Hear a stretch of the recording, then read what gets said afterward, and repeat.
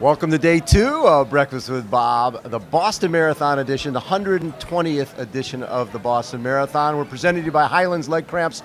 Stop the cramps, not the race. And the NormaTec Pulse Recovery System. Our guest, the creator of Spirit of Marathon 1, Spirit of Marathon 2, and more importantly, the Boston Marathon documentary coming up a year from now, Mr. Jon Dunham. Jon, how you doing? I'm really happy to be here at the Boston Marathon. I bet you are. So take me back to, first of all, deciding that you were going to create a documentary on a running event, because at that time, there really wasn't a lot done on running. Yeah, the way this all started was I'm a marathon runner myself. Yeah. My first marathon was the Los Angeles Marathon, where I'm from. I ran that race in 1993, and I didn't know what I was getting myself into. I didn't come from a running family. I wasn't part of a track or cross-country team or anything like that. It was something that I went out and I did on my own. Yeah.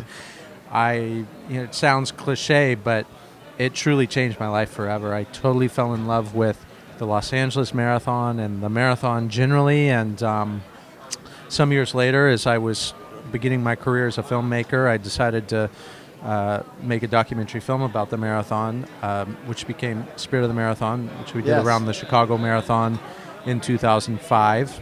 And what were the challenges? I mean, I'm sure you think, I'm going to do a movie on a marathon, but that's a moving city, right? You've got 20, 30,000 people, and if you have, and in that film, you were one of the first guys. You're not just covering the front of the race. You're doing stories of people training for it, which means you got to capture them on race day in the middle of a group of 30,000 people.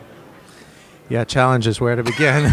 And which film do you want to talk about? Yeah, because they've all been, they all have similarities, but they've all been very different and had their own unique challenges. Chicago, in many ways, was the easiest because of, if you want to talk about the layout of the course, the Chicago Marathon course, always coming back to center in the Chicago Loop, and that way we were able to kind of repurpose cameras much more easier.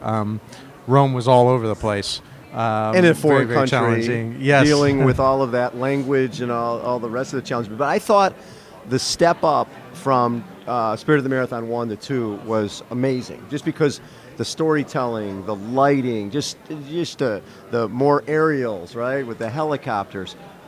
Were you happier with 2 than 1?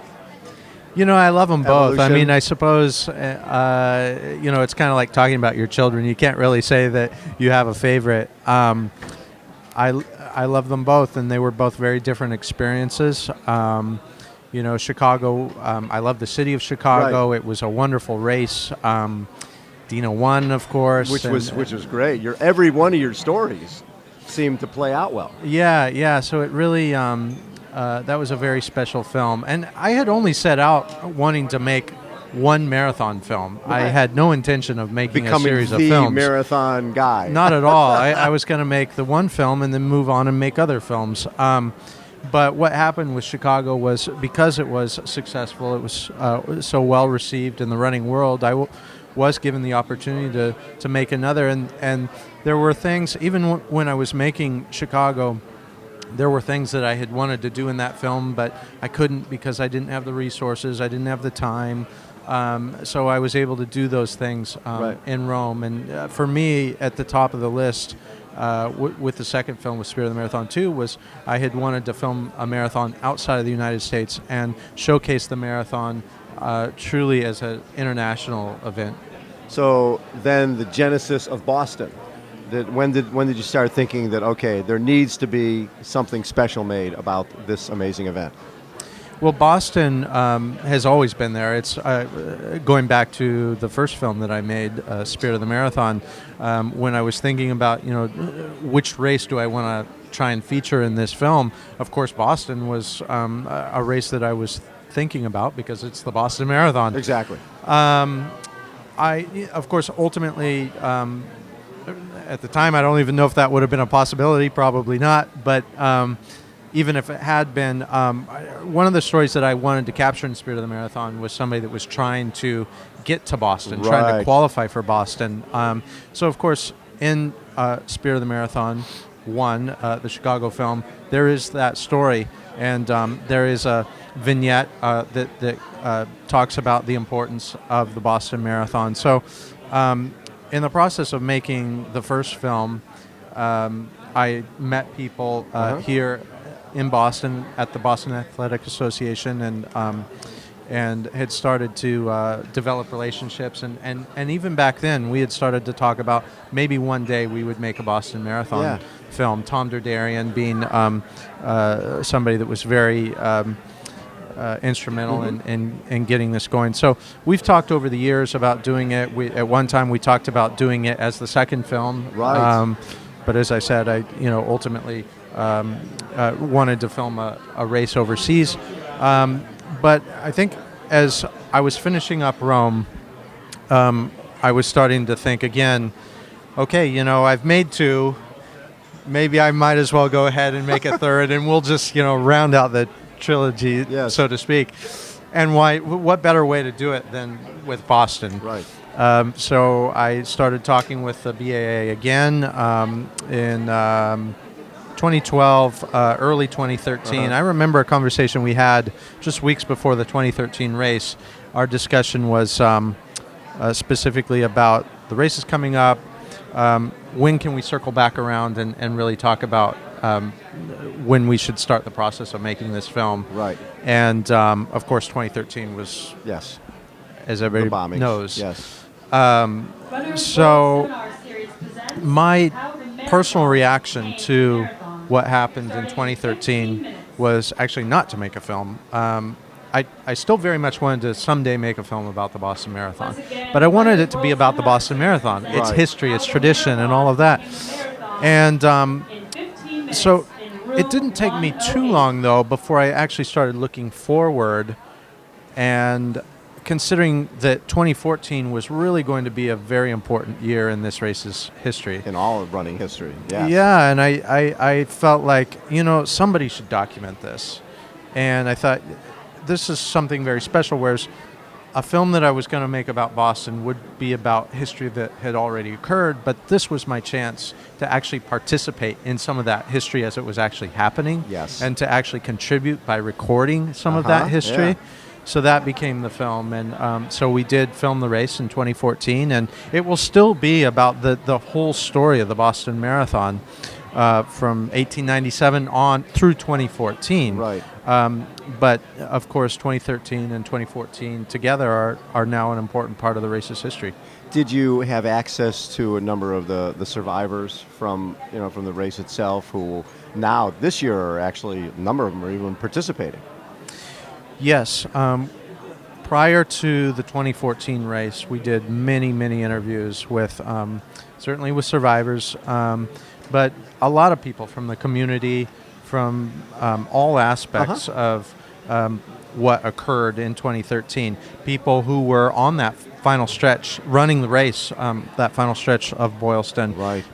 Spectators, people who were injured, people who were stopped earlier on and not able to finish. Right. First responders, the police commissioner. We really have that story from many, many different voices. Wow. And the plan now is, and I saw that John Hancock came on board as a major sponsor of the movie itself, which is wonderful. What's the timeline now? Yes, John Hancock, we're very grateful for their support. John Hancock is the title sponsor of Boston. And we have some other sponsors, Run Sign Up, and some others hopefully coming on board soon as well. We are planning on a world premiere event here at the Boston Marathon in 2017. That'd be so cool. So is my invite in the mail? As soon as we have them printed up, you will certainly get one, yes. That is very fun.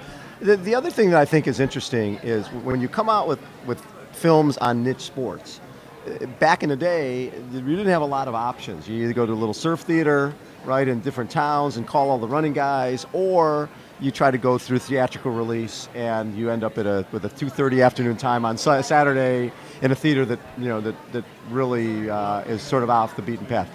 What you used so well with Spirit of the Marathon was putting the movie into 500-600 theaters all on the same evening, and that it seemed like, knowing it's going to be in Chicago, New York, and everywhere else, you could get the running community out. And the film did very well in the theaters, correct? Yes, Fathom Events, Yes. the company that we've worked with the distribution of both Spirit of the Marathon Right. films, has been a wonderful partner with these films because of our audience of not only just runners but the endurance sports community Exactly. as a whole. So it's a model that works very, very well for this.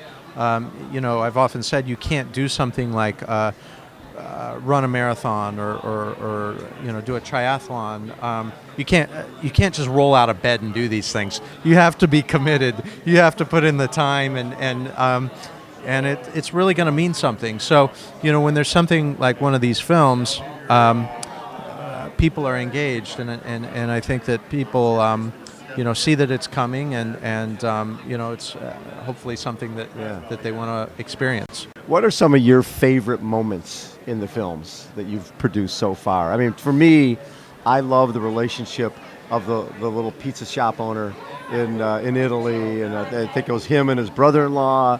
Just that whole relationship was really cool. I really enjoyed that. For you, what are some of the ones that stick out the most? Oh, there's so many, and it's different for me because I've got this other backstory that's kind of around so many of these scenes. Yes. So, for example, in Spirit of the Marathon 2, Rome, I spent some time in Rwanda. I was filming with Epiphany, who was the Rwandan runner we featured in the film. And I remember going and visiting her mother and her family, who lived a long way outside Kigali, the major city there in Rwanda. And when we arrived there, I started filming with them, and of course, I didn't know anything about what was being said. I couldn't understand the language. And I was filming this stuff and just thinking to myself, I have no idea what we're doing. I don't know how this is going to... I don't know if we're getting anything interesting, I don't know how this is going to work. But now looking back at it, when I see the scene cut together in the film with subtitles, so I now know what they're saying, it's really wonderful. The relationship between Epiphany and her mother, and you see some sensitivity there, and you see Epiphany smile, and the atmosphere, the landscape, the beauty of the countryside. I was just stressed out when we were doing that, but Sure. Now that I see it in the finished film, I think it's something special. So that's just kind of one example, but there are many. So how much of the film is done or already filmed, or do you have a lot of filming left to do for Boston? Boston, from a production standpoint, is finished. Like I said, of course, we filmed the race in 2014, so that was done a couple of years ago. Yes. What we've done since then is all the other stuff, all the history, all the interviews from all over the world. We had a very short time frame between getting the green light to go ahead and do this, after the 2013 event, to getting ready and filming Boston in 2014. So that was really our focus at that time. Yep. And it was always our intention that we would capture everything else after the marathon. So since then, I've been all over the world. I've literally filmed on every continent for this film, capturing interviews with Boston Marathon champions everywhere. So that part of it is now finished. There have still been a few little bits and pieces of things that we've needed to pick up. But the production part of it is finished. In terms of interviewing some of the champions, was there, because obviously we all know of the Bill Rogers and Joni Benoit, but was there another champion that most of us don't know that much about who's going to light up the film?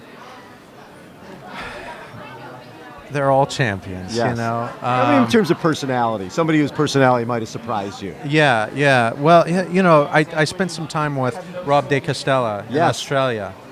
And Rob, I said, Rob has this program now called the Indigenous Marathon Project. And he's working with young Indigenous men and women, training them to run the marathon. Right. And it's incredible. And Rob told us that as proud as he is of his accomplishments as a marathon runner, as a professional athlete, he now feels like this is actually the most important thing he's ever done. And he's so sincere and so committed to what he's doing, and you can tell how these individuals are being changed by training for and running a marathon, and it's really incredible. It's something very special. When you look at the 2014 race, having Meb Keflezighi win that race, I mean, it was almost like, okay, Meb, do me a favor, just make a move, let it get close, let somebody get close, so I have a great part of my film. Nothing could be better than having Meb winning that race. I don't know what to say. I was, I think I was actually still out in Hopkinton, or maybe I was on my way from Hopkinton back into Boston. Yeah. I don't remember exactly when I got the news that Meb had won. I was hearing that he was in the lead. Sure. But then when he won, I think I was just kind of like, are you kidding me? Exactly. So yeah, that's definitely I love it. incredible. It's going to be a wonderful climactic finish to the film. I can't wait to see the film.